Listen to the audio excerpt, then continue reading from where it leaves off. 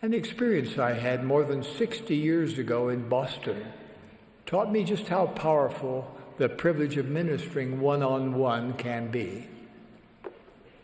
I was then a resident surgeon at the Massachusetts General Hospital, on duty every day, every other night, and every other weekend.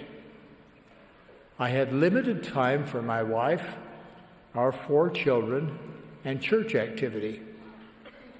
Nonetheless, our branch president assigned me to visit the home of Wilbur and Leonora Cox with the hope that Brother Cox might come back into activity in the church. He and Leonora had been sealed in the temple, yet Wilbur had not participated for many years. My companion and I went to their home. As we entered, Sister Cox welcomed us warmly, but Brother Cox abruptly walked into another room and closed the door. I went to the closed door and knocked.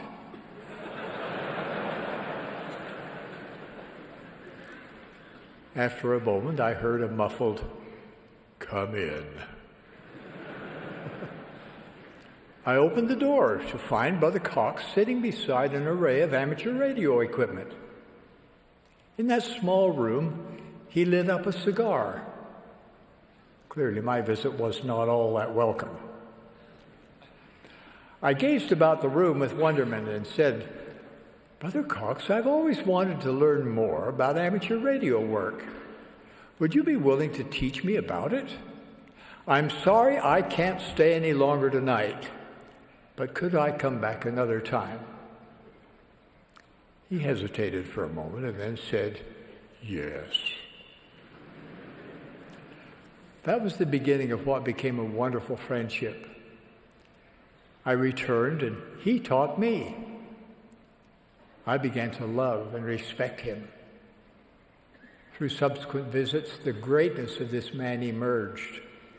We became very good friends, as did our dear eternal companions. Then, with the passage of time, our family moved away. Local leaders continued to nurture the Cox family. About 8 years after that first visit, the Boston Stake was created. Can you guess who the first stake president was? Yes, Brother Cox. During subsequent years, he also served as a mission president and a temple president.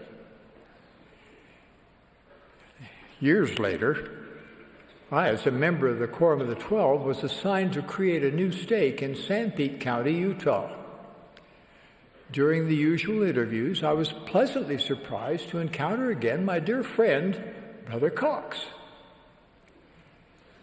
I felt impressed to call him as the new stake patriarch.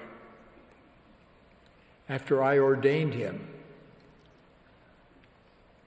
we embraced each other and wept. People in the room were wondering why these 2 grown men were crying. But we knew, and Sister Cox knew. Ours were tears of joy. We silently remembered the incredible journey of love and repentance that began more than 30 years ago, one night in their home. The account doesn't end there. Brother and Sister Cox's family grew to include 3 children, 20 grandchildren, and 54 great-grandchildren. Add to that their impact on hundreds of missionaries, on thousands more in the temple, and on hundreds more who received patriarchal blessings at the hands of Wilbur Cox. His and Leonora's influence will continue to ripple through many generations throughout the world.